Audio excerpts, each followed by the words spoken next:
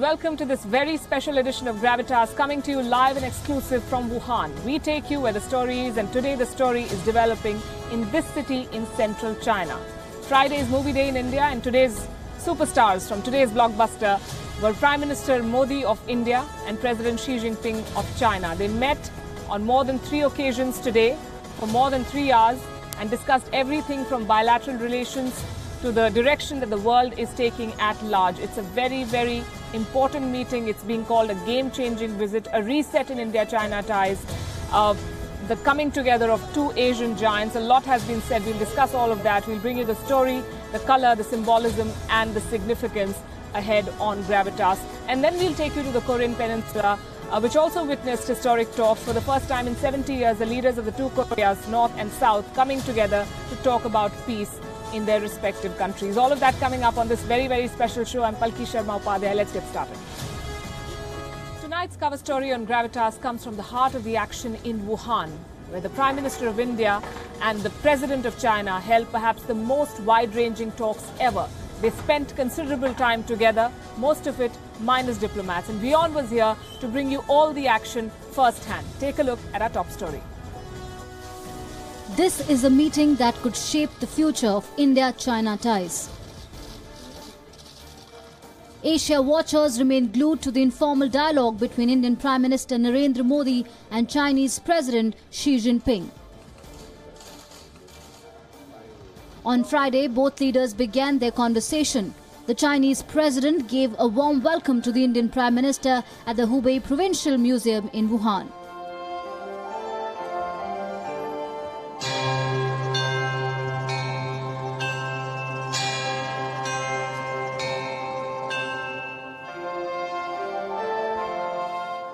भारत की और चीन की दोनों की विशेषता थी कि हमारी सारी संस्कृति नदियों के किनारे पर। भारत के भी 5000 साल पहले मोहनजोदड़ो, हड़प्पन, इस कल्चर की अगर हम चर्चा करें तो सारा विकास नदी के तट पर होता था। The 2 leaders spent considerable time together.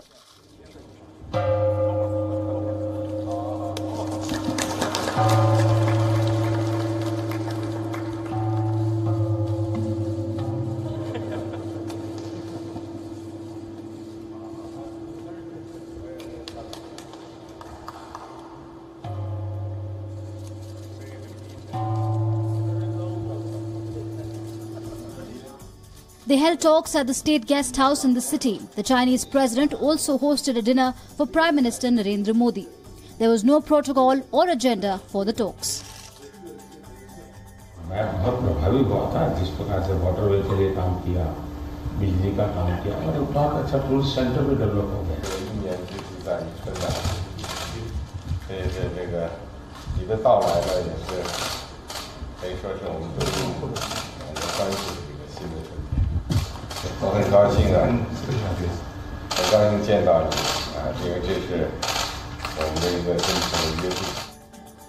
While the event may have been billed as an informal conversation between both leaders, this is perhaps the most wide-ranging dialogue between India and China in the recent history. It's an attempt by both sides to iron out their differences after the Doklam standoff in 2017.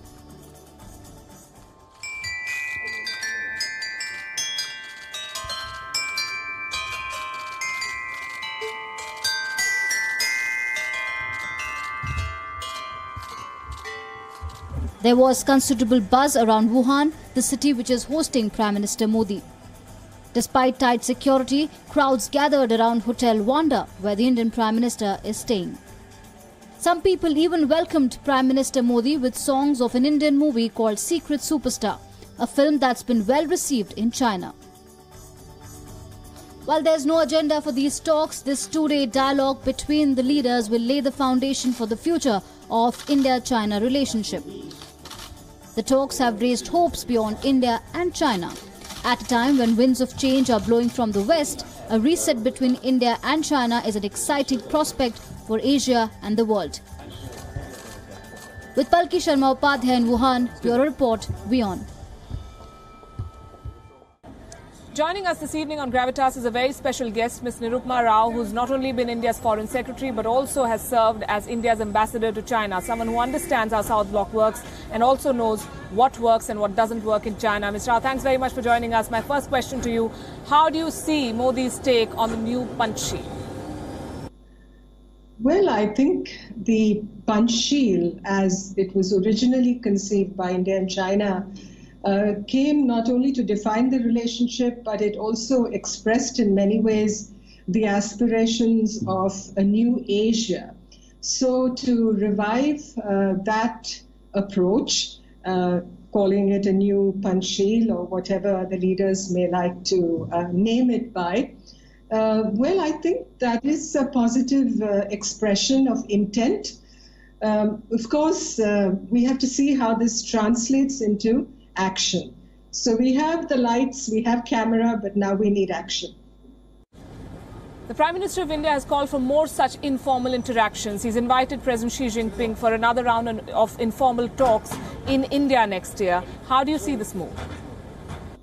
Yes, definitely. I am convinced, and I think anybody you speak to who's had experience of the relationship would affirm basically that we need leadership level contacts at a much more frequent and sustained, systematic and regular level. So if Prime Minister Modi has invited President Xi to visit India, I think that's a good move. It's a smart move. And I think we must ensure that this happens and the leaders develop that level of communication and trust and confidence in each other. Because that's the only way I believe they can focus on the outstanding issues between the two countries. You can't leave it to the officials to solve, you know. This meeting has been hailed by most as a game changer, but there have been its fair share of critics as well. There's an impression that it was born out of China's compulsions, out of the fact that China is facing pressure from various quarters, including the US, on the trade war.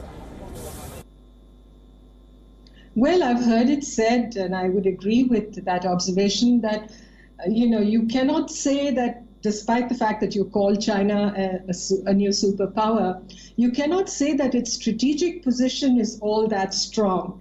I think it faces a number of challenges in Asia, not only by virtue of its geographical position, but in terms of the geopolitics and geoeconomics of the region.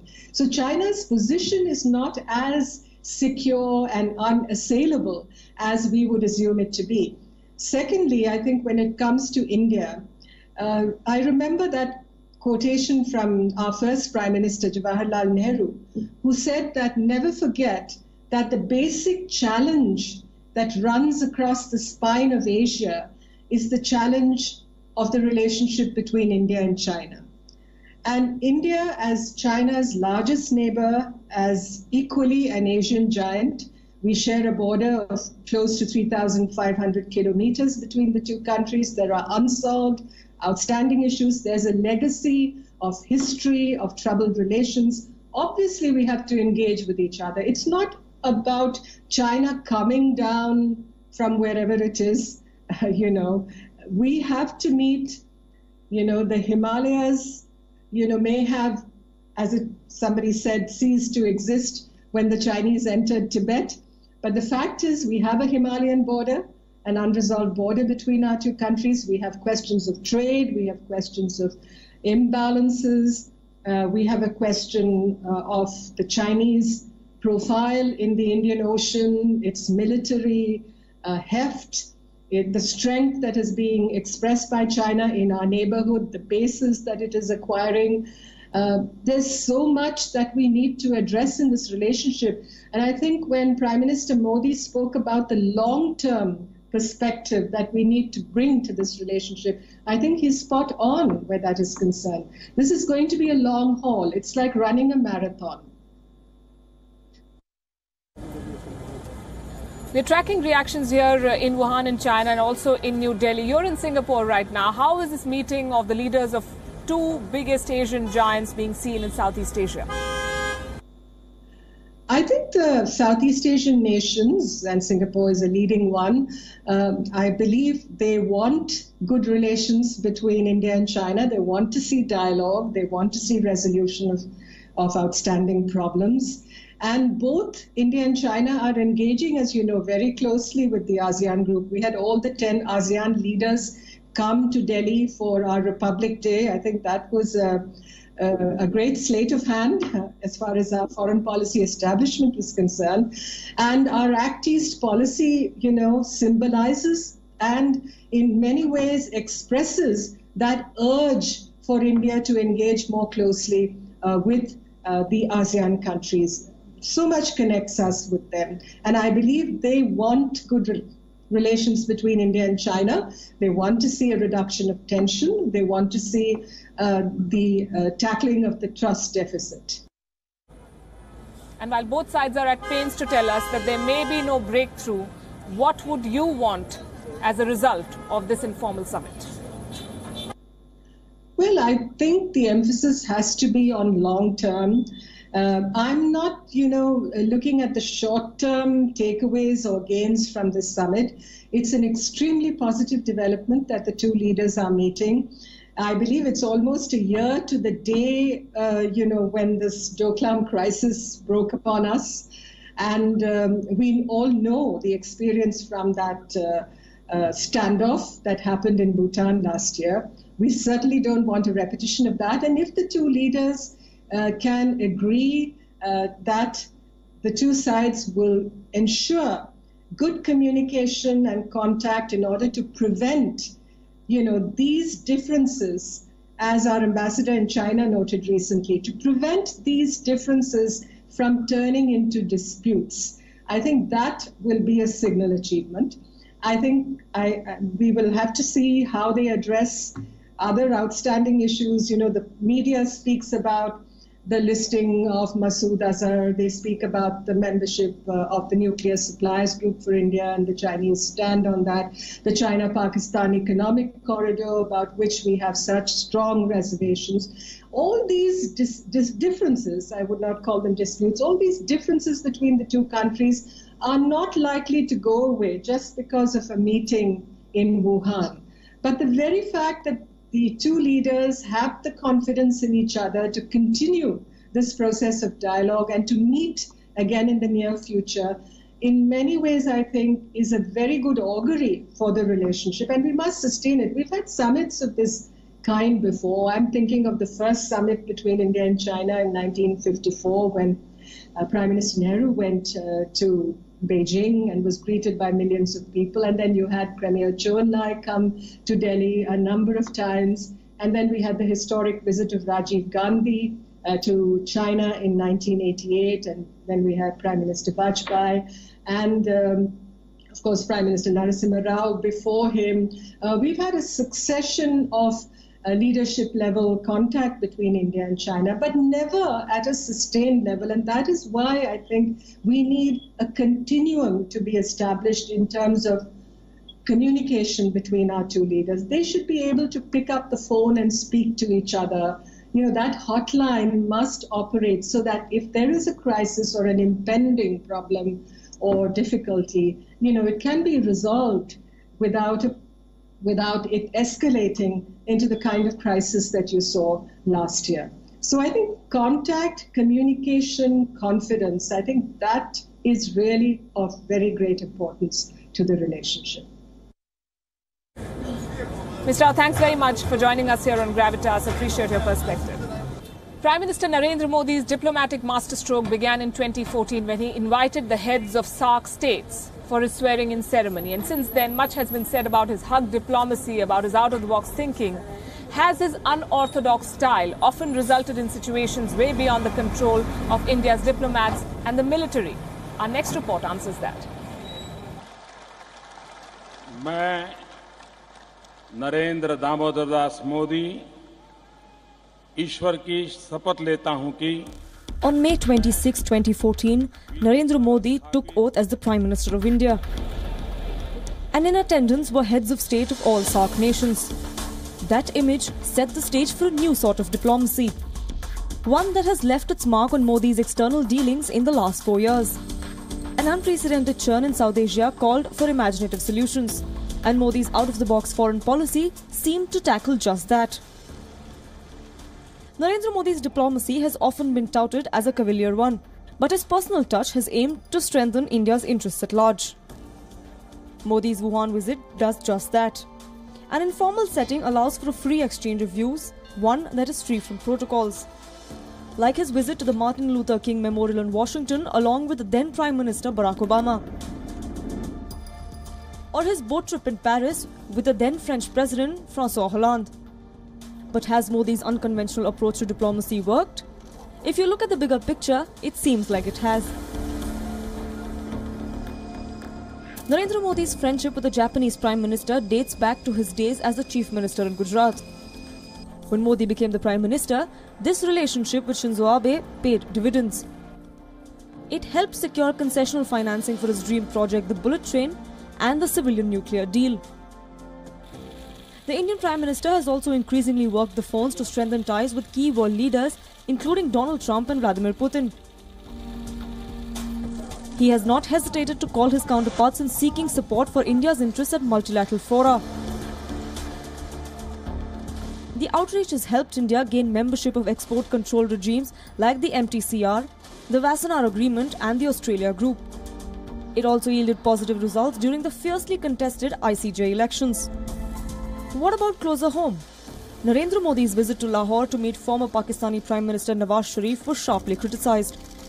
But that did not stop India from standing up to Pakistan and suspending bilateral talks when it was needed. Take China's example. At the height of the Doklam standoff in July 2017, Narendra Modi reached out to Xi Jinping on the sidelines of the G20 summit. The two shook hands and mutually agreed to defuse the crisis diplomatically. Modi's outreach de-escalated the standoff by August 28, 2017. In the last 4 years, Narendra Modi's style of diplomacy has not only got the country more friends, but even cemented India's relationship with countries that weren't even on the diplomatic radar until a few years ago. An assessment of his foreign policy makes one thing clear. Narendra Modi is rewriting the delicate art of diplomacy, one hug at a time. Bureau Report, WION. He's seen as China's most powerful leader in decades, perhaps as powerful as Mao Zedong himself. His presidency has no term limits. He has full control both over the party and the government. Here's a look at why Xi Jinping is the best placed to chart a new course for the India-China relationship. China's President Xi Jinping has many faces. To his people, he is the strong man who has cracked down on corruption in high places. To his party, his vision is driving an ambitious economic and strategic program. But for the world, Xi Jinping is the man who has anointed himself emperor for life. There is no doubt that Xi Jinping is the most powerful Chinese president in decades. Born a princeling, meaning he's the son of a communist leader who rose to prominence alongside Mao Zedong, Xi Jinping is seen as rekindling policies harkening back to earlier times. Xi has kept a tight grip on power. He is the commander of the armed forces, a new position that grants him the authority to appoint military chiefs. He also heads the Group for Internet Security, the Group for Finance and Economic Affairs, head of the Group for Deepening Reforms. His ruthless campaign against graft has seen the departure of powerful political, military and regional leaders. It is a campaign that seems to have brought popular support. Under Xi, China is also seeking to bring in wide-ranging domestic economic reforms that will boost growth. The Belt and Road Initiative could cement China's pole position in rearranging world trade, but there are challenges and obstacles. Bureau Report, WION. Much has been said about the venue. Why has Wuhan been chosen as the site of this informal meeting? Why not Beijing? The first impression, the first thought that strikes you when you land here is that this is unlike any other Tier 2 city in India. So we decided to give you a tour of the place that is going to go down in history as the venue of the India-China reset. Take a look. In the 1930s, Wuhan was the capital of China. It was described as a cosmopolitan metropolis. It has seen wars, it has been razed to the ground, and it has risen phoenix-like almost. And look at this bustling town today. It's a Tier 2 city technically, but if you look at the skyscrapers, if you look at the skyline, the city center, the roads, the infrastructure, and if you compare it to an average Indian town, you will see the difference. You will see how far China has come in this race. So we're going to take you on a tour to Wuhan to see what the Indian delegation can take back as it as it looks at some things that it can learn from the Chinese. Come with me.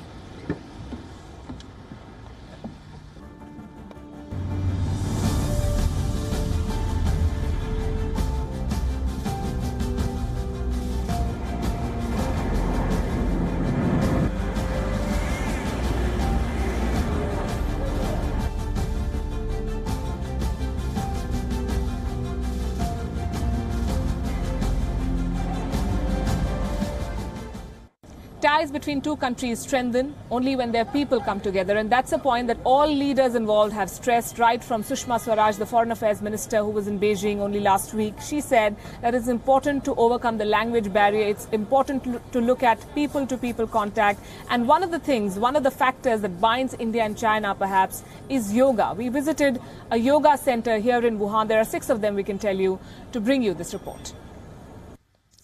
We're not just talking about the meeting of leaders, we're talking about soft diplomacy, and the only thing that is popular after